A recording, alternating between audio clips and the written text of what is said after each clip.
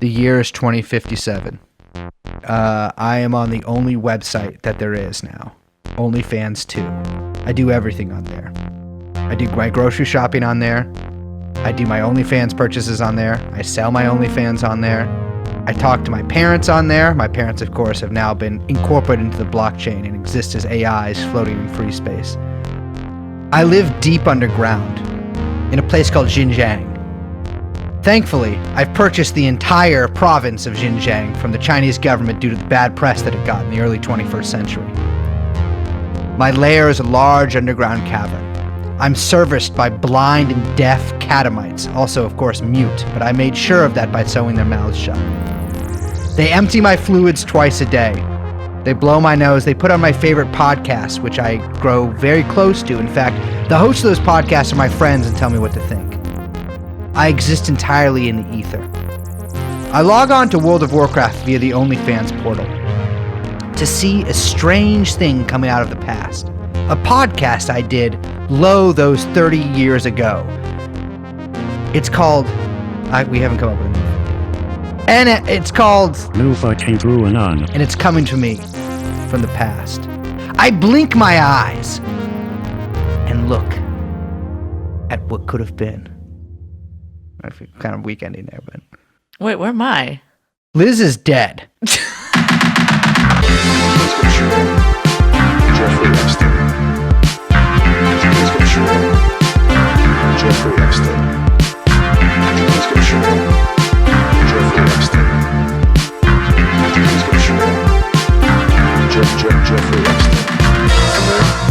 Come in. Jeffrey Epstein. Liz, welcome to the cyber zone. Oh God, it's gonna be that. It's gonna be a whole hour of this, isn't it? Dude, I have had one of the worst weeks of my life doing this. I know. You've been buried deep in code. Yeah. Miles underground in the mines. Mm-hmm. I've been in the Animatrix. Yeah. But damn. What happened to that?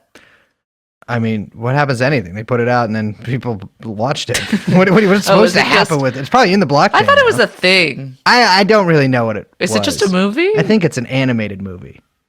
Oh. They should make something called, like, the Animatrix. It's nice how it They flows. did make some. That's what we're talking about.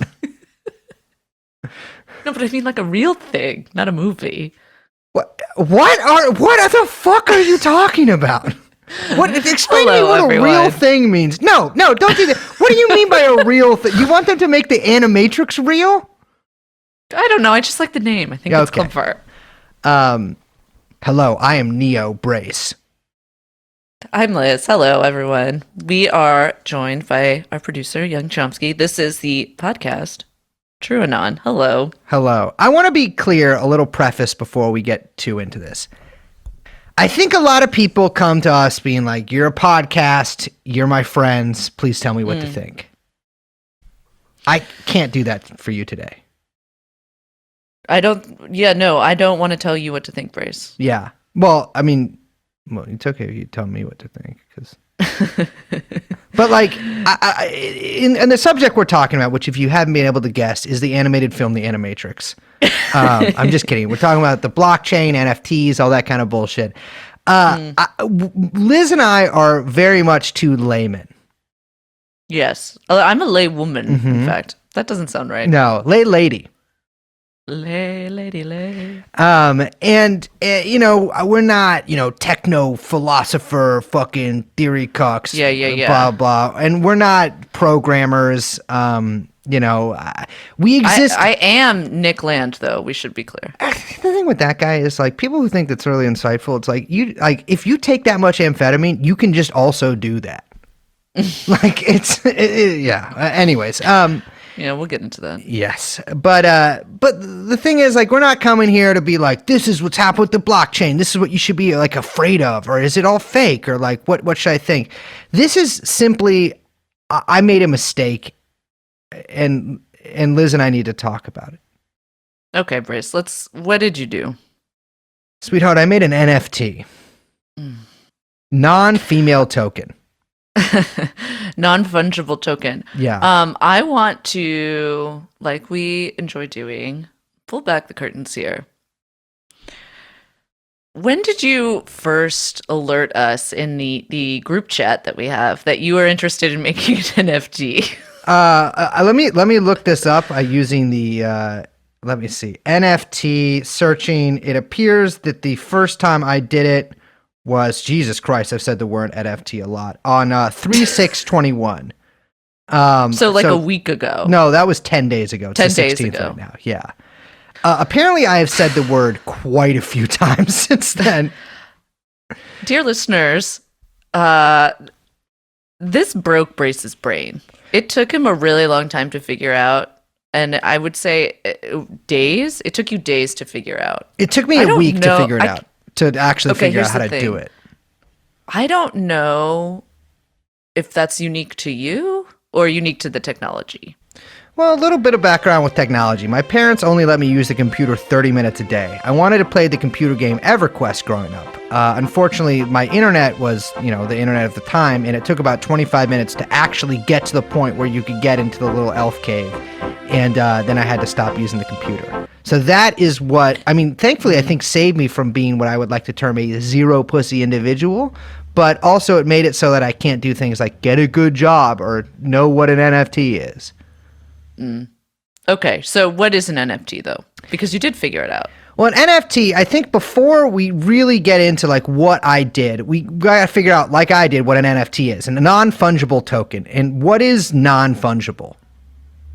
It means not fungible. Yeah, okay. So a fungible is a thing where it's like a sponge, where if you squeeze it, it's really soft and it feels good. A non-fungible thing is like a rock, where you squeeze it and it kind of hurts your hand.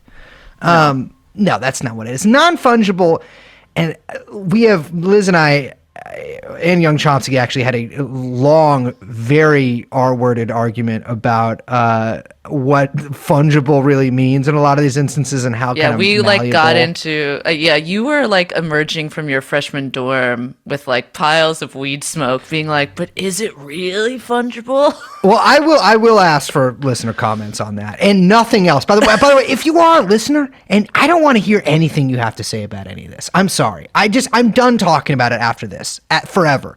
And I will never respond to your messages or your comments or anything like that. I'm done with the blockchain. I've removed myself and I have entered what I would like to call the pool of water, which I'll get into later. The swimming pool. Okay, so non-fungible means not fungible. What is fungible? Fungible means that something, it can be that like there's two identical items, and they can be traded. They can be traded for one another without losing value, or they can be like broken down into parts while retaining the total value. So right? like the Bella Hadid sisters, I want to use one for an ad campaign and another for an ad campaign. They are non-fungible. No, I mean a lot of people use use $1 or let's say $100 or whatever as an example. So you have $100, you can trade it. I have a $100 bill, you have a $100 bill. We can swap. We both still have $100. It's not a big deal. You can break it down into, a bunch of smaller bills, and it will still equal $100, etc. Fungible. So great word. Non-fungible means it can't do that. It is a unique thing. Yeah. Where I kind of came into issue is like, what if someone makes a multi-edition NFT? Like, aren't those NFTs exchangeable? But that's, again, a little too freshman dorm. I don't know if that qualifies as NFT, but colloquially it is. Maybe it's a semi. It's a semi, exactly. It's a semi, Liz, which is something I've had to say in that tone of voice to, well, not Liz before, but a lot of people. They're digital assets, essentially. So think of it like something like a JPEG with a specific line of code attached saying that you own it or denoting ownership. To be clear, though, I do want to say that the token part is the code, not the JPEG. Yes. Yeah, exactly. Right. So I'm sure a lot of people have seen like all the like art stuff and we'll get into all of this. But I just want to be clear that the token part, the kind of novelty here is the line of code that identifies them as unique and not so much the like visual representation that you see maybe like viral stuff of. Yeah, exactly. So like I think the part that it took me a long time to understand, not because it's such a complicated notion, but because it's so uncomplicated and stupid, is that like say I make an NFT of a JPEG. In fact, that is precisely what I did. Anybody can download that JPEG, but if someone buys the NFT of it, they own the NFT of that JPEG, but they don't really own the JPEG because it's just like a JPEG. And so that is what confused me. Yeah, so I think that confuses a lot of people. Well, Liz, let's get to that more in a second, and let's get to my Jezebel-style personal essay here. So on Saturday, March 12th, which was, I guess, 4 days ago at this point. And by the way, the last time I have spoken to another human being I knew the name of was, I believe, last Thursday. So just to be clear, I have not done anything but this. Not necessarily making the NFT, although that took me a considerable amount of hours. But looking at this kind of bullshit. I was having a supremely bad day already. So I go to Yahoo News. I'm not joking around. I look up how to make an NFT. Now Yahoo News comes up. They lay out the steps, and I figure, okay, well, it's Yahoo News. I'll check out another site. The other website I looked at had an article reprinted from Yahoo News that I had just read, laying out how to make an NFT. Death of journalism. Exactly. So, all right, there's a few steps you got to do. The first of which I learned was that I had to open up a coin account. A wallet. A wallet, which is like fucked up because in my wallet, when I put coins in, it like makes it pointy when I sit down. So I actually don't keep coins in my wallet. I just keep them in my regular pockets. So I opened up a wallet. Or in fact, I opened up a Coinbase account. And I bought like $150 worth of Ethereum because that's about how much I figured it was going to cost. Okay, wait. How much in Ethereum is that? Like, what's the exchange? One Ethereum is almost $2,000. Yeah, $1,800 today. Yes. Well, we'll get to that more too because that's exactly how much I am forced to sell the NFT I made for. The minimum was one Ethereum. Jesus Christ, Bitcoin is $56,000. I think that's down though, wasn't it 60? Yeah, it is down. I also bought a little bit of Bitcoin, although not very much at all. Dude, I had the opportunity to buy Bitcoin at $7 and I didn't. Technically, Liz, everybody had that opportunity and the whole world passed it up. So if that makes you feel any better. It doesn't. I did, but I purchased something that got me in a lot of trouble.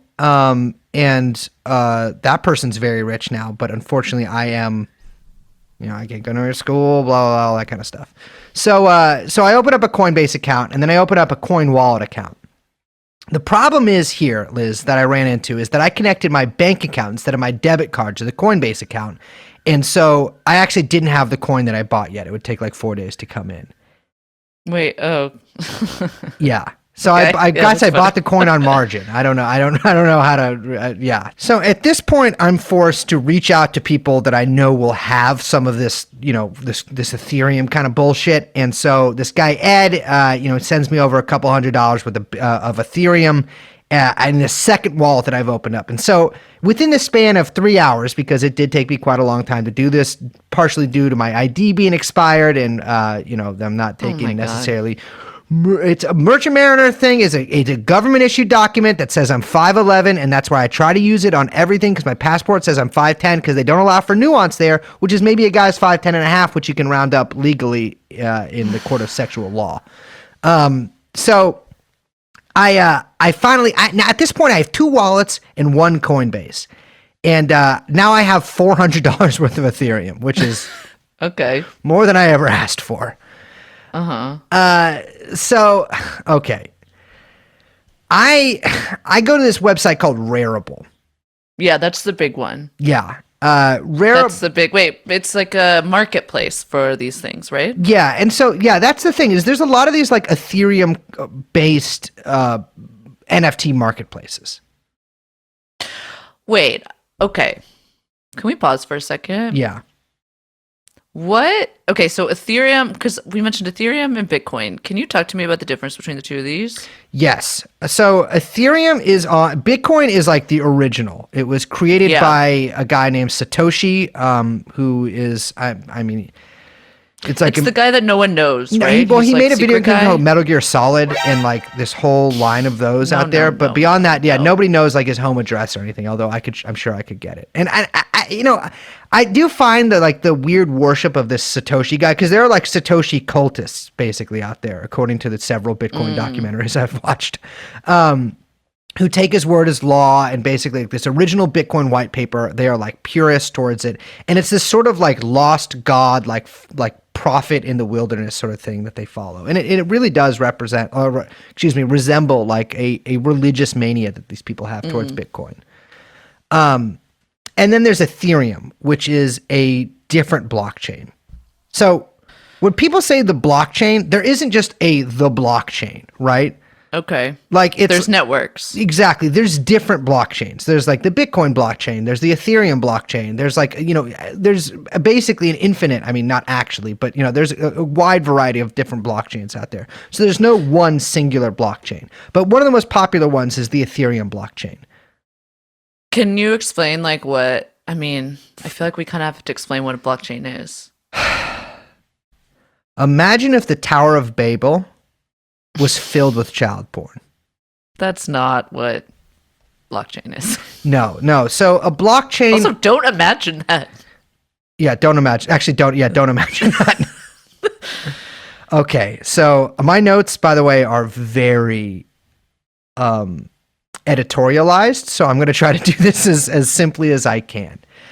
Blockchains are basically decentralized ledgers, which are, as a Jew, two of the words I hate most by themselves, and then combined, I really get a bad idea. Essentially what they are is, instead of like a centralized computer network, it's a decentralized one. So there's different computers all over the world competing to solve a really hard and useless math equation to build a new block on the blockchain. Everything is that has ever been put on that blockchain is stored forever on that blockchain. It is immutable. You cannot fuck with it, and it's there forever. It is an affront to God. Well, it's basically like a way of removing. I mean, the idea is that if you have all of these kind of computers immediately programmed to record this, like, it's like a record of ownership, basically, right? I mean, it's just a record. Yeah, but it's a ledger. Done. It's done without any kind of human intervention, and so the idea is that it can totally, no one can touch it, no one can change it, no one has ownership over it. It's completely decentralized. There can be no fussing with it, and so we can totally trust it via our complete and total lack of trust in one another. Yeah, and the way, I mean, I guess we can talk more about proof of stake and proof of work later, especially because I need to drink more of this Arizona green tea in order to get enough sugar to be able to give a shit about that. But there's a couple, I mean, I'm sure that there's more that I haven't even heard of, but there's the two main kinds of blockchain are proof of work and proof of stake blockchains. Basically, proof of work blockchains are where there's a bunch of computers whirring away in these underground caves like little goblins in the night, doing increasingly intense mathematical equations that are totally useless in order to add more blocks. They're basically competing who can do this equation the fastest. And they're like equations that people can't do. They're complex that only, but they're so complex that only computer brain can do it. Yes, exactly. Right? Yeah, precisely. And so the thing with blockchains is that there is as I'm sure many of you have noticed, and by the way, if you are like a computer guy and you're listening to this, and I've had so many conversations with computer guys over the past few days, like very long conversations with a very large amount of computer guys on the telephone, because I can't even fucking keep up with the texting on this kind of stuff. And opinions differ wildly. And so I'm sure I'll get some of this slightly wrong because I don't even know how a laptop works. I had to go to someone's house so they could reinstall Windows for me the other week, and then that makes the computer run better. So you're essentially incentivized to do these computations to prove that. Why did I say it like that? To prove that transactions are legitimate. I mean transactions like everything from actual monetary transactions to like any sort of like things that are added onto that are legitimate. And in the case of coins, that's also how you mine coins, is by adding blocks to the blockchain. Okay. And I'm sure many of you have seen the sort of slave mines that people have under places like Iceland or in China, where there are a million robot slaves linked together with their cyber chains, whirring and just creating more blocks in these mines. So that that there are people who like put a lot of computational power towards it. I mean, that's one of the big thing about NFTs, and so all of this shit is happening in order for me to make an NFT. Like at this point, in me buying this Ethereum, I have already like interacted with the blockchain. Okay. So we explained the difference between the two. Ethereum network, which Yeah. has its own issues. I don't know. But from my understanding is it's kind of junky. Yeah. Compared to other blockchain networks. I should add, Ethereum uses something called smart contracts that Bitcoin does not use. Yeah, that's what differentiates it, right? And this is what, Yeah. okay, so people I've talked to about this are real into the potential that smart contract, I mean, that's the whole Ethereum gamble, it seems like, is that smart contracts and the potential that they hold is what really elevates Ethereum from other kind of crypto networks and possibilities. So when I Crypto first learned about products. smart contracts, I watched a YouTube video of a small, bald, sexless man explaining it for 11 minutes. The first example he used was that he could pay I his just rent. asked someone. Well, I know, but this was at like 4 a.m.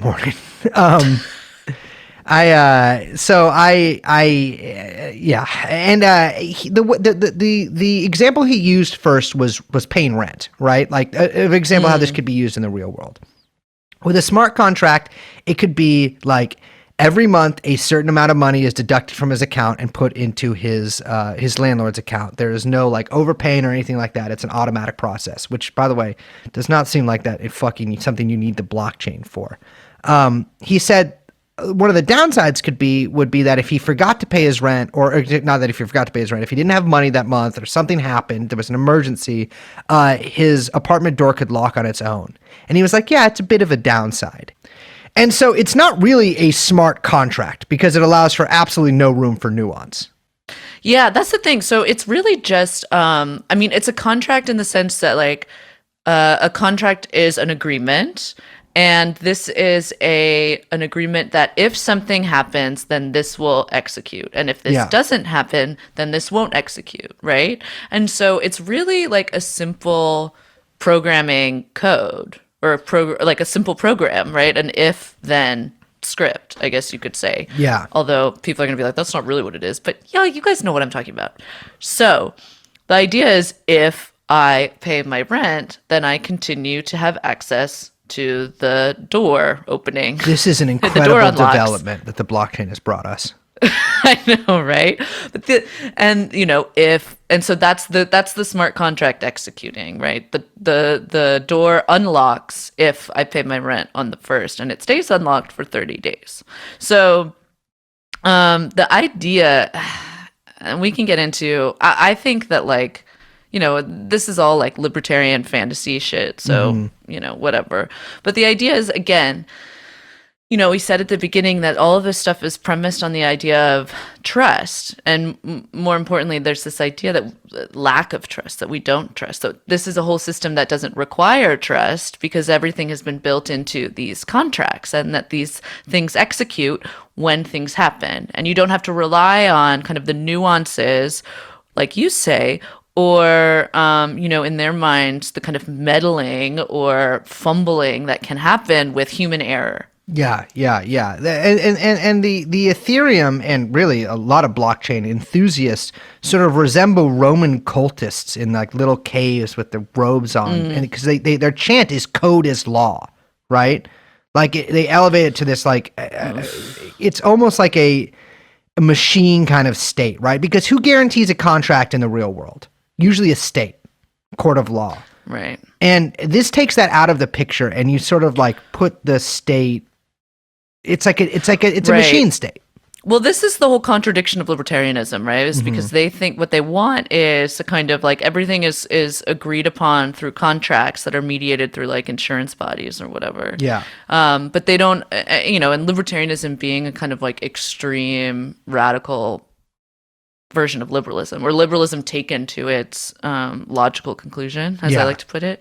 But like that, the idea being, I mean, this is what libertarians always get tripped up on, is because they want complete and total individual autonomy and with the guarantee of private property, but without a state to guarantee the private property. Yes. Yeah. And so the exactly.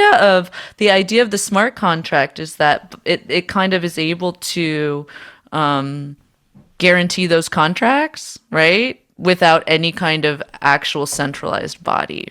And this is part of the sort of utopian vision of the blockchain world. And I think in a lot of ways, DeFi, right? Yeah, Decentralized decentralized finance, which finance. just makes me think of Dianne Feinstein, by the way. Yes. I can't read that and not think of Dianne Feinstein. In a lot of ways, like as I was saying, it's utopian, and I think it mirrors also like the Web 1.0, like freak hacker kind of thing. Yeah, absolutely. Turning into like these libertarian, like, you know, psychos, like you know, infest And a lot the of the tech world now. Yeah, and a lot of the NFT stuff itself reminds me of Web 1.0. Yeah. Which we should let's get back to the NFTs. Yes. So NFT, I've opened up these two different wallets. I have the Coinbase thing, and now I'm on Rarible. I can't figure out how to do it on Rarible. I fuck up and link the wrong wallet. Oh my god, you gotta label your wallets, Brace. Well, how am I supposed, baby? It tells me, you know, you take out the fucking phone. It's like scan the QR code, which, by the way, I've never done before this COVID bullshit. Now I go to a fucking restaurant. They don't even give me a goddamn fucking menu. I gotta scan a QR code. I know. Just fucking give me a plastic menu. I hate QR codes. Exactly. So stupid. Plus, my phone is so overloaded with viruses I downloaded on purpose that like yeah. Anyways, so I gotta go Your to. phone doesn't have viruses. You have an iPhone. That's the one I talk to you on. It's not the one I talk to my Chinese handlers on. So I go to a different website called OpenSea.io.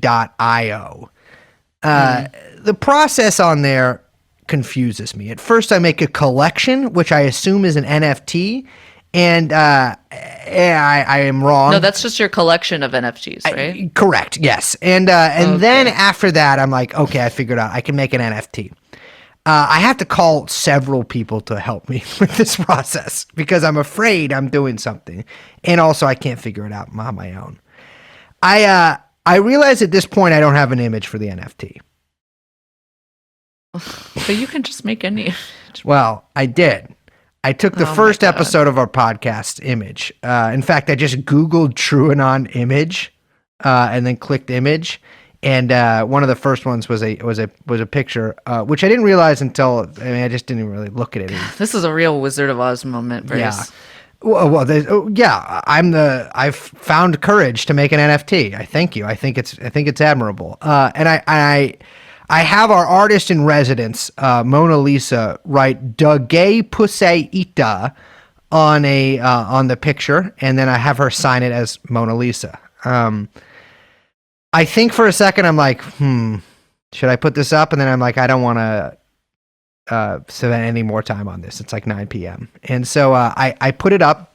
I have to make around 3 transactions using something called gas. I am not going to explain to you what gas is. But as far as Okay, wait, hold on a second. Yeah. What? So gas is, I'm going to explain it wrong. If you really are listening to this podcast and you want to know what gas is, Google what is gas Ethereum. I'm going to tell you what I think gas is. It's like Ethereum to be pennies. clear. Okay, yeah, to be clear, we're talking about how this is something that I think the Ethereum guy who's like that crazy skinny Russian kid. Vitaly. He needs to go to Italy and eat some because he's a little too skinny. Mm-hmm. That guy needed to spend a couple more months on breastfeeding. Yeah, scary skinny, my friend. Mm-hmm. For some reason, I don't know why they did this, but it's so confusing. Gas is, we don't mean gas as in like gasoline or energy. Yeah. It is energy, but it's not related to that at all whatsoever. Yeah, yeah. Why did they go with this term? They It's also very went with the term confusing. nonce, too. The word Well, nonce they went with is- that, but they were doing recruiting and marketing. of course. Yeah, you which got to makes expand sense. the blockchain. Yeah, so I am at this point appalled that it has now cost me $150 to make an NFT. Which, by the way, I did not know before. I knew it would cost some money. I didn't think it would cost $150, but it's too late now because there's no That's a good thing. I will say, as the kind of guy that I am, I'm not going to go any further than that.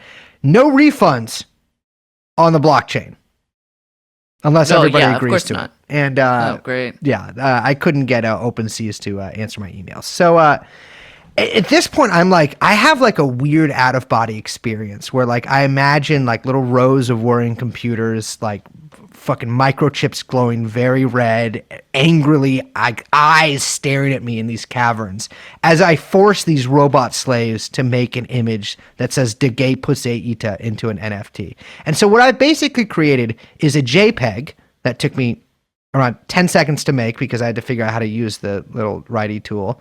And I attached a line of code to it that now costs $2,000. What? So, like $1,000? Yeah. Imagine twice that amount of money. Wait, but why does it cost so much? So I realized maybe later I could have set it for less by doing like 0.05, but I don't think I actually can do that. It told me that the reserve bid, which I had to look up what that means because I don't think I've ever bid on anything or sold anything on like eBay or anything. So that means that that's the minimum amount I can sell it for, and that is $2,000. It's one Ethereum, and that is the equivalent of basically $2,000. So I think you probably could have set it lower. I don't think I can. I'll show you the thing. I took a screenshot of it, and it was like the reserve bid must be 1 ETH. I really hope no one buys that, Brace. Here's the thing. If you are listening to this podcast and you buy the NFT, Liz, did you just injure yourself? You all right, baby? Sorry. What? Okay, we'll talk about this after. And if you buy my NFT, baby, I don't know what to tell you. Don't buy it. Don't buy the NFT. Yeah. You don't want this thing.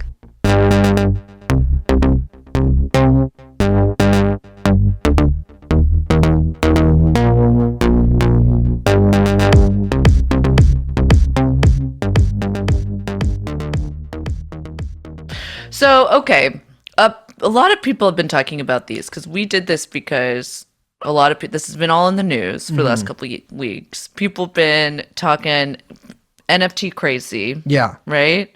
There's some guy named Beeple, which is not even a name for a person. No, not at all. I would say that's a name for that's like Wally or something. Yeah. Why is this happening? I think because Americans, and really like the people who inhabit the kind of places where these things are sold, are sick. They're sick in their souls. They've been infested with like a certain kind of demonic mania where they have to speculate and they've run out of things to speculate on. And so they had to go into essentially the fake art world. Like the art world itself wasn't lame and corny and bad enough, is that they had to make a new one on the internet where everything was worth nothing and do it there. It's basically like, I think of NFT art as like a proof of concept for NFTs. Like a bunch of really sick individuals got together and like, well, we'll explain NFTs, or like, we'll get NFTs into the mainstream by using this. And so all of these artists, and they are artists, like Grimes and like Beeple, have been selling NFT artwork in the past couple months for millions of dollars. And that's no shit. Like, and Beeple sold a $69 million NFT, a piece of digital art, at fucking Christie's. Yeah. Yeah, this stuff is, it's been all over in the news, almost to a point where, I mean, you have to wonder how much of this, I mean, especially with the Grimes art, too, is like how much of this is being bought in order to pump up attention and basically act as like a marketing tool for Ethereum itself. Yeah, well, because most NFTs are technologies itself. Most NFTs are sold using Ethereum. So yeah, I mean, but like if someone like the Winklevi are like spending money, like at that point, it's less even about them collecting art, which I think a lot of people are focusing on, and more so about them investing in people paying attention to what's going on in Ethereum and maybe saying, okay, maybe I think this is stupid, but maybe there's stuff going on here. Maybe the underlying technology is something to pay a little bit more attention to. Well, that's the thing. I mean, Bitcoin and Ethereum and a lot of these other currencies they're not currencies. They're essentially like speculative assets, right? So like you bet that they're going to go up or they're going to go down. I mean, the Winklevi, I think they own a fucking NFT marketplace. And so a great way to get people to buy Ethereum, I mean, Christ, at no point in my life have I ever thought I'm going to buy Ethereum. I mean, that's a perverted kind of thing to think. And I did because of the NFT thing. And so that makes a lot of sense to me. There's also been the case where I think a lot of people are buying their own art and then reselling it too. Which makes sense, yeah. Yeah. I mean, I think that this is like kind of a common refrain where a lot of people say, like, cryptocurrencies, oh, it's useless, oh, it's just an asset, oh, like, this is just for speculators, or oh, it's just for criminals. And it's like, yeah. Yeah. But like, there is nothing more American than like being like, what does like America love other than like speculation and criminal activity? Like this shit isn't going away. No, you know what I mean? Not at like, all. I think people kind of maybe mistake those two things. Like crypto's not like this stuff, and crypto isn't going anywhere at all. I guess like the NFT, I think that too many people are kind of like getting lost in the ridiculousness, which to be fair, I think is completely fair, by the way. Great show. The ridiculousness of the NFT art itself. Yeah. And kind of confusing that for, I don't know, it's like everyone talks about like tulip mania. They always like reference that, which by the way, like wasn't even that big of a thing. Yeah. And nobody talks about the perfidy of the Dutch. Well, it's funny because the like tulip mania or whatever it was, it wasn't that big of an asset bubble in like the grand scheme of things, and it only really became a meme in and of itself after the British. Like there was this big book that came out about mania and speculation that's quite famous, and that's like when it became a symbol for that, even though it wasn't itself one, which is kind of interesting. And there's also been like railroad stock mania. I mean, there's been a lot of speculative manias in world history. And I mean, the GameStop thing, for instance, was a version of that. Yeah, I guess I'm saying like I don't know if that's what's happening here. Like, I guess I'm reminded a little bit more of like when people were trying to figure out like early internet stuff. Yeah, it reminds me a lot of that too. Yeah, and people would be like, well, I mean, because you remember all that early Netscape art and all that kind of stuff? Like, it was kind of goofy and it was kind of stupid. Dancing Baby. But, like, people would buy domains, or people would be like, oh, I'm getting this email address, or I'm registering that. And it seems like it has a lot more in common with that, to me, than it does of, like, Beanie Babies, maybe. Yeah, I mean, I think it's a combination. I think you got to look at it in like couple different layers. I think the current actual NFT craze does resemble Beanie Babies, right? Because it is people, buying and reselling these kind of things. Especially you talk about the crypto punks or crypto kitties. But I think the underlying thing is you're correct. Like it's people sort of exploring this new web space and like kind of staking out their claim to it. Yeah. I mean, I don't know if it's going to catch on. I mean, I think the blockchain and all that stuff will, but I don't know if like, I don't feel very confident in like the future of NFT art as a thing. Yeah. I mean, I hesitate to kind of make any predictions. I don't feel confident in any of it. I think that's the thing. It's like, I said beginning of the episode is like, I'm not like telling anybody what to think here. I know many people have divergent opinions. I know many people have, probably more knowledge about this than me or Liz. And but the thing is like the blockchain itself could kind of just be a whole lot of nothing, right? Like the actual uses for the blockchain in the real world, I think have been greatly overstated by a lot of different people who have a stake in this kind of stuff. I mean, I was listening to a World Economic Forum podcast earlier today, like one does, and they're like, oh, it's gonna usher in a new epoch of decentralized leisure. Nonsense. I mean, that's just like a nonsense pair of words, right? And you get that a lot with this kind of stuff is you have these magicians sort of pumping it up. And like, I'm sure the blockchain works great for like, global supply chain stuff. Although it is funny that they're like inventing these new frontiers and it's this exciting thing. And you walk outside your fucking door here in California and there's just favelas growing on every street corner, right? Well, I think that there's a relationship there. Absolutely. Like the like, I don't know, someone recently put it as like the frothy speculative shit on top of the economy, which I think is like a good way to think of it, is that like whatever kind of frothy, slushy free money is up at the top of the economy that is kind of used for all this speculative crap. That's kind of what is fueling a lot of the funding of this kind of like DeFi exploration. I think like the NFT stuff, I mean, one thing I think the most generous reading I can give it is that, again, less about the art and more about the underlying technology, which is that of a non-fungible token. But like, I think that most people, like, they hear about this stuff and they say like, okay, but why would you buy something that everyone can see? Like, I've already seen this, so who cares if you bought it? Like, oop, I've seen it too, but like, people are kind of thinking about this backwards, because what the NFT does is, remember what I said about the libertarian dream about contracts and everything mediated? The basics of Enlightenment thought. Yes. And then but the other base of that is private property and the concept of private property. So if smart contracts are that kind of liberal contract theory, two monads agreeing, whatever, then the NFT is a stake of private property in these new blockchain networks. And in like what, in my Adam Curtis voice would say, cyberspace. But I think like the idea is that the more people, so if you have an NFT and is you staking a claim to something, you are the owner of this token. Yeah. And the idea is that actually the more people see something, the more eyes and the more views on something, the more prevalent something is, then actually the more value it has, right? So the idea is, think of it as intellectual property. And that's basically what people have discovered, is that actually capitalists make most of their money through patents and intellectual property ownership and copyrights. So like, think of owning the copyright to Happy Birthday, and then think about how many times you see that or hear that song on television. Well, very rarely. Never. Because exactly.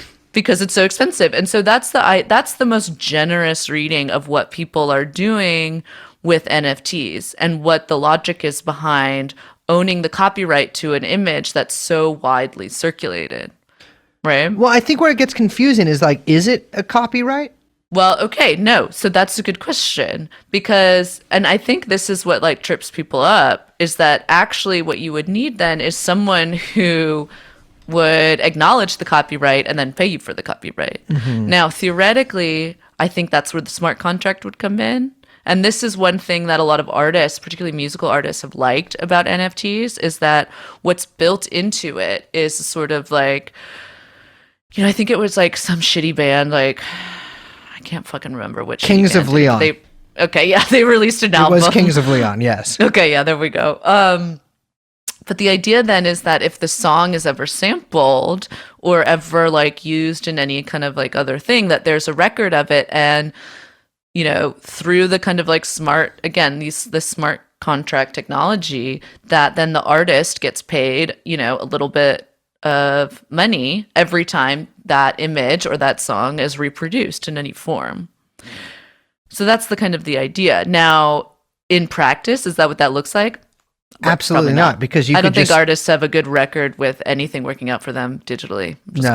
No. And like, you could also just steal. I mean, first of all, who would sample Kings of Leon's new record or old? I don't think I could name a single King of Leon song. So maybe they're very drum heavy. No idea. But like, you could just also just not pay them. Well, yeah. I mean, I'm trying to be generous here, but I absolutely agree that like, and to be fair, I mean, that's how it exists in the real world. Yeah. And not just, in the virtual world. Well, that's the thing, is like, it's the whole, like, the deal with blockchains is really like, if you're using a blockchain like Ethereum, like you were saying, it's like, you're invested in getting as many people to be on that network as possible. because that makes all of your little business schemes viable, right? Yeah. Like if all this exists with outside of the blockchain, then you're not really doing shit. Like it's like an opt-in kind of thing. And like they don't want that. If I can exist outside your contract law, then what's the point of the contract law? It's a buy-in kind of thing. And so I think like we will call this Web 3.0, like I said. And I think maybe it eventually will be. It ain't there yet, right? Because after this, like I'm telling you, I'm out of the blockchain. I'm never going back in unless they make me. And if they make me, I'm bringing a gun.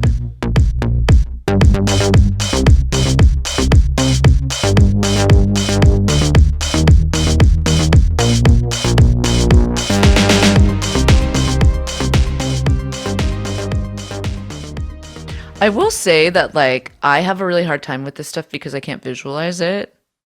Yeah. And I'm like a very visual person. I don't know. I like don't like that this is like something, and I don't know, maybe other people feel this way, but like I don't like that this feels like something that's underground. Yeah. I mean, quite literally, even just the idea of mining, you know what I mean? I've thought about that a lot. Yes.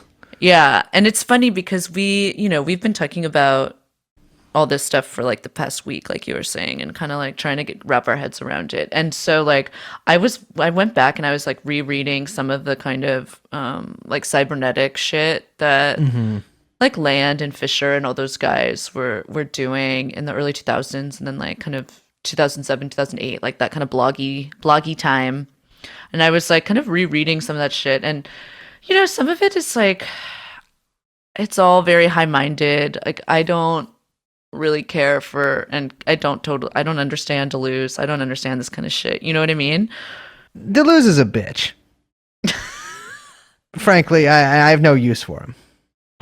Yeah, I mean, although I do really like his book on Nietzsche, but that's aside. I do think that Land at this time, I feel like I'm going to get all this wrong. So again, if you're like a crazy cool cyberpunk dude out there who probably lives in Europe and not the United States, stay there. I apologize for getting this wrong. I don't. But if you're really into Nick Land stuff, take the easy way out. I think that he had this concept about cryptocurrency and kind of like the future of this stuff and Web3 stuff that was helpful for me in visualizing it, which was this like kind of like this capital reconstituting itself in this ooze and kind of creating new frontiers for itself to colonize and take over. And for me, that's what this stuff like really feels like. Like it feels like that kind of like I all I can see is like a cyberpunk oil slick that's like has its own kind of that is like sentient and growing and metastasizing in the underbelly of the world, and we're not going to be aware of it until it's too late. You know, that's what all this stuff feels like to me. That no one's really on the offensive when it comes to countering or intervening in some of this stuff. Well, I talked to quite a few people about that very thing because we had this conversation, you and I did, and then I asked people I know who share similar political beliefs to me, who work with this kind of stuff, like what intervention could be made, and they're like, honestly, your best bet is to just hope that it kind of is just useless. Which is like not actually a terrible bet to make with some blockchain stuff because, there is a good deal that a lot of it, there's a good bet that a lot of it's hype. But the onboarding process, like you've documented, is like very complicated. It's not easy. Yeah, the whole thing is, and these fucking, these preachers I listen, proselytize about this stuff. They talk about how it takes out the middleman and like, it's this decentralized thing. Do you know how many fucking middlemen I had to go to just set up this goddamn NFT? I mean, I do think that there are other networks that are easier than Ethereum. Yeah. But Ethereum itself is very not easy and clunky. It's very clunky. Yes. Oh, the whole thing was clunky for me, but I'm a clunky guy. So, I mean, here's the thing. The whole time I was doing it, I was like, I could be doing anything else with my life. I could be reading a book. I could be, playing the guitar. I could be listening to a record. I could be doing anything, but I'm here making this fucking NFT. And that was a somewhat demonic moment for me. But, like what you said about the oil slick, that's actually like my one thing, because like the reason I sort of struggle in cyberspace is if I put a gun in your mouth and I pull the trigger, I want to see the brain sort of splatter on the wall behind you, right? Like I don't want to not know what's going to happen. I don't want to have any I want to have some measure of control, right? And with a lot of this fucking cyberspace bullshit, I feel like I have no control. I feel like there's nothing I can do to attack it, to beat it, to win, right? Like it's totally out of my hands. Like I'm in a battle with God, or really with the devil. And so I started asking people, how could I destroy this? Right? And it turns out there are some ways, but there's not necessarily like an atom bomb kind of way, although that kind of does play into what I think. So we didn't even really get to this, and this is, you can read about this in a ton of different places, but obviously a big part of the news that's been going around about NFTs is the immense ecological damage that they apparently cause. And well, yeah. I mean, and they do, I want to be clear. The regular internet does too. Like Google buys up, like literally makes hydroelectric dams under fucking like fake companies and like sets up giant server farms over there too. So it's like the actual internet is doing the same kind of damage.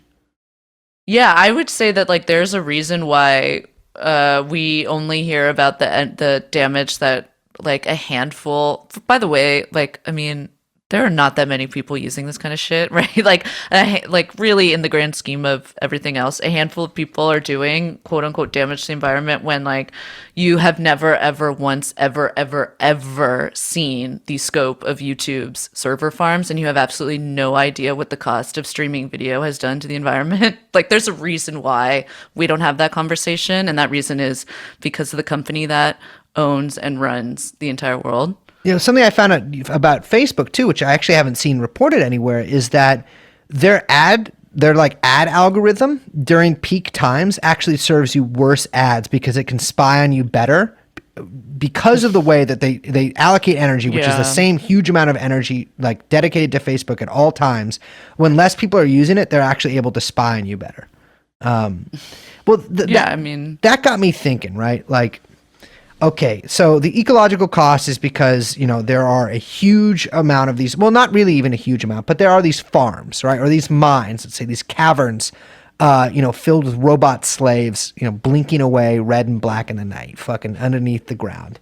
And a lot of these, I think the estimate is between 50 and 70%, which isn't, that's not a great estimate, are actually in China where they're rolling coal. And there's also, hydroelectric dams and very cheap power. Apparently only less than 5% of Bitcoin is actually mined in the US because it's basically financially unfeasible here. Yeah, the US is losing the fantastic cyber war. Although I'm sure that many... Yeah, I don't buy that at all. Also, well, I do think that the US basically runs Bitcoin, so... Yeah, I mean, best way to pay arms deals. It would be a good way. Yes, Asia, like most chips are made there, and there's this whole chip thing. We could probably even do a fucking full episode about that. There's a lot going on with the chip. There's gonna be that's a great little war that's happening. Actually, semiconductors. But there's technically just 10 big mining pools in China. And so the way to take over one of these networks, or to be able to do stuff like double spend a Bitcoin or to fuck with other people's wallets, is to do something called a 51% attack. Something I think that has, in a very unromantic subject, a sort of romantic sounding name, right? It's probably a little more successful than that 99% attack that people tried about. Yes, that didn't work out very well. But this one isn't, Adbusters isn't going to be behind this. I'm going to be behind this with the full back of the People's Liberation Army of China. If you control 51% of the computational power used in one of these networks, you can do not everything, but you can do extraordinary stuff, and you can fuck up that network, and you can basically destroy whatever coin is backing it, right? That's the whole idea. If you have if you're a majority owner, then you can do what you want with it. Precisely. So, which is why China's in this huge race to mine all this Bitcoin. I mean, China, it's like most of it is being mined in China. And there was, some big, lots of like weepy op-eds in Forbes and stuff talking about what China's going to do, blah blah. Forbes is always weeping about something. Yeah, they can weep because I'm thrusting so hard into their gullets.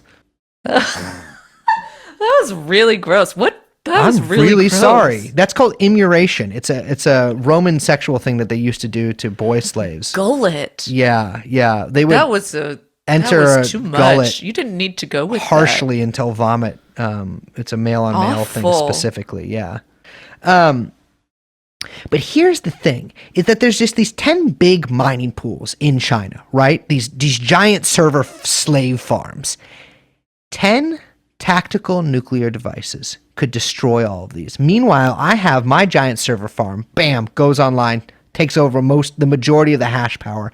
I can destroy essentially Bitcoin, right? Now, people say that's nearly impossible to do, but anything is possible. And that's the thing, that's the thing about this stuff is with a lot of cyber shit, I'm like, there is no way for me to fight back. You got to get some fucking guy in an anonymous mask with a hood who's going to end up being a Discord groomer of 16-year-old girls or whatever.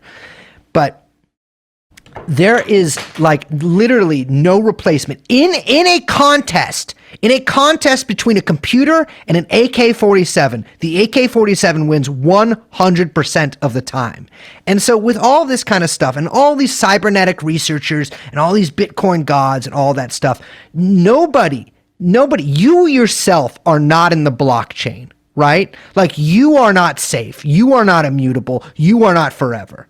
Well, they're going to try and make that happen. Exactly. So we have to destroy it before AI takes off, because then their consciousness can enter the blockchain. And I will have to make myself into some kind of cybernetic ghost, festooning myself with coins and a suit of chainmail made of solely of Bitcoins, and attack them on top of the tower that is reaching invisibly unto heaven. And I don't want to have to do that. I'd rather just blow something up. Here's my thing. Yeah. Do you think someone's planning this? I mean, I've thought in the future, what terror will look like, right? And I think that, if this stuff takes off, if this becomes a real thing, specifically if you're doing financial crimes, I mean, a lot of that'll take place, again, on cyberspace. But some of it's going to have to take place in the real world too. And there'll be competitors in the mining business, right? And competitors in the mining business use dynamite, or have traditionally in the past, on each other. And so, one kind of wonders what's going to happen with this stuff eventually. I think about that too, is that what are the bases of a state? The bureaucracy and an army, right?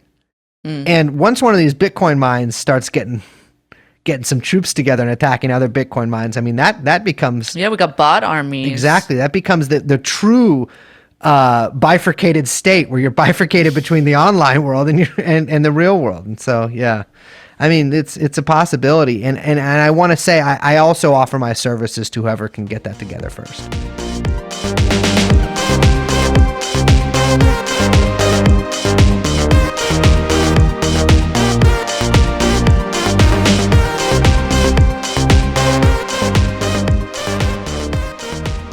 Liz, you put a fat man with laser eyes here in the notes, it looks like? Okay, so apparently, I guess Wyoming, the state of Wyoming, is very close to granting company status to DAOs. Can you explain what a DAO is really quick? A DAO is a decentralized autonomous organization. So think of the Chaz or Barcelona in 1936. No. Oh yeah. So it is essentially from what I understand, and again, no, I'm not going to repeat any fucking caveats. From what I understand, as a man, as a flesh and blood living human being, as a man who thinks and feels and sweats and pees, it's like a crowdfunded investment thing. Yeah, it's basically it's the dream of an ownerless business. So Yeah. it's taking all those smart contracts and imagine it's just a company that executes these smart contracts, kind of, right? I guess it's better than executing teenagers. Anyway, so I guess Wyoming is close to granting them company status. Wyoming legislature continues to embrace the fast-changing digital asset landscape and think of ways we can help facilitate new innovation. And then I guess some libertarian lawyer killed it.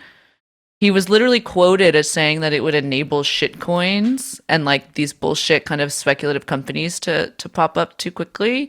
And I looked him up on Twitter and his avatar has laser eyes. God. So that's him in that photo. Oh, What is that the makes laser sense. eye thing? It's just some mean bullshit. Baby, we're adults. We don't need to think about that. I don't understand it. You don't need to.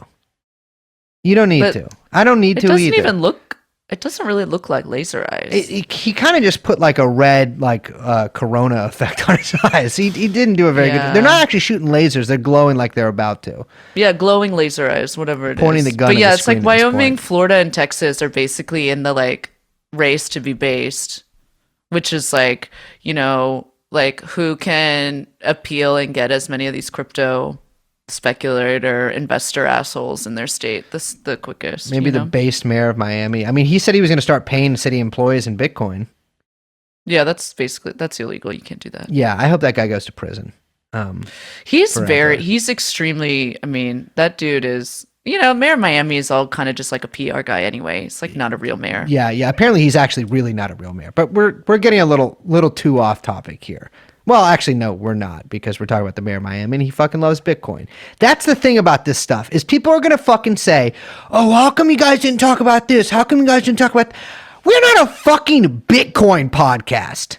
Like, I don't ever want to think about this again. Ever. I know I'm going to have to, but I don't ever want to think about it again. I know that Brock Pierce is like a Bitcoin god. I know that Jeffrey Epstein fucking had someone write an op-ed for the Next Web for him about Bitcoin, which they had to add a Wikipedia link to all of his sex crimes into later. The thing is, Also probably had one of the biggest Bitcoin wallets in America. well, that's the other thing, is we were talking to Enti, he was like, he thinks that a lot of Ghislaine's money is in Bitcoin, which I wouldn't be surprised about, because, they say it's That's how you pay untraceable. criminals, and they did criminal activity, so it would make sense. And also they were early investors. Yes, yeah. And like none of this stuff is truly anonymous. I want to be clear about that. Nothing you do on the internet, always assume that somebody can see it or will see it eventually. Well, that is one thing I don't understand, and I know that I'm sure this is going to, like, a million annoying men listening to this across the land are going to go, "Ugh." But I don't understand this, is that how can it be anonymous if it's on the blockchain and that is a record of every transaction?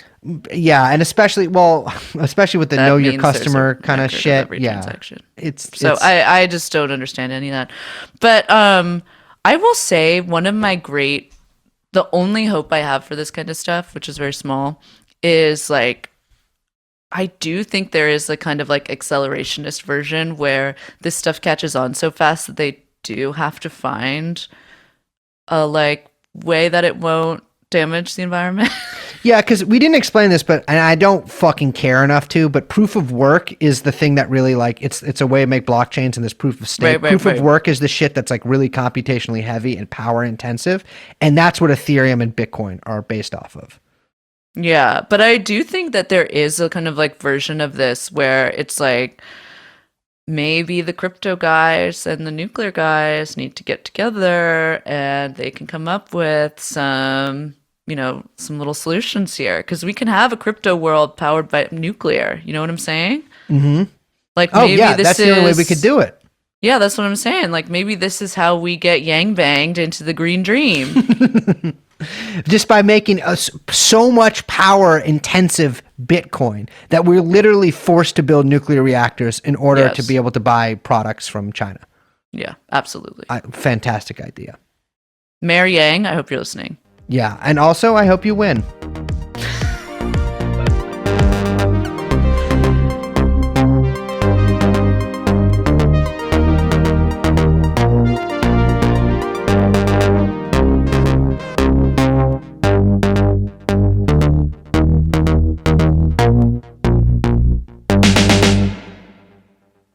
So at this point, if you are some kind of fucking Dexter Four Eyes fucking nerd and you're like, well, but that's not how the blockchain works. I don't give a shit. Yeah, I'm going to come to your house. No, I shouldn't say more of that, but I'm going to harm you. Don't say that. That's not true. Okay, I'm not going to harm you. I'm not going to do anything, but I am going to ignore you. So don't say any of it, because it won't matter, because I won't hear it, because I'm not listening. I will say, I have spent so much time in the past week researching this kind of shit. I have had essentially zero other things that I've done, and it has made me. I have also gone down into the Bitcoin mine. I live underground. I'm with the goblins now. I am their king and their god. I've taken them away from the blockchain, and I'm building my own chain. It's chains I'm going to put around my wrist, and I'm going to strangle the whole world with. I didn't mention this before, but with the 51% attack, with the proof of stake kind of blockchain things, that basically means if you have the most of that coin, if you have 51% of that coin, that means you get to control the blockchain. So I am announcing my campaign to become the richest man in the world. Right here today on this episode, I will say today starts the road to Rogan. We're on it too, but there's another road that's also that the road to Rogan is on, but like it's a narrower path on that road. Two roads diverge. Exactly. But we're taking both roads there because there's two of us. Mm-hmm. So and there is no roads. road less traveled because we're traveling them at the same time. Yeah. Me And and Liz- we're libertarians. We take care of our own roads. Mm-hmm. I'm driving a carriage upon which young Chomsky and Liz sit on like a prince and princeling. Little do they know that I am actually the king of money. No, it's like a motorcycle, and I'm in the little sidecar. I'm in the caboose, Yeah. or whatever it is. And I'm wearing a t-shirt that says, if you can read this, the bitch fell off. But thankfully, young Chomsky is holding me tight in a bear hug, his breath into my ear, and he is feeling my leg, and he knows that it's jumping because I can smell money on the horizon. If I get the majority of, once Ethereum, if they say they're going to move over to proof of stake, if I get the majority of Ethereum coins, that means I can destroy Ethereum. The only way, and I'm sorry to say this, the only way for me, a non-coder, to cybernetically destroy any of these blockchains is I need to become the richest man on those blockchains. And so I'm announcing the campaign right now. I'm going to become the richest man in Ethereum in the world, and then I'm going to destroy it. Okay. So is that like a GoFundMe, or how does this work? I haven't figured that out. Well, I guess I gotta start selling Molly online. Don't do that. I wouldn't do that. I don't like Molly. I can't believe people buy drugs on the internet. That's so weird. It blows my mind when I met people who are like, I We've buy talked heroin about that on the before. internet. Like, you buy heroin from a guy in a car. Like, what, you plan ahead with heroin? Are you out of your mind? You guys do too much stuff on the internet. Yeah, just literally, just go buy it.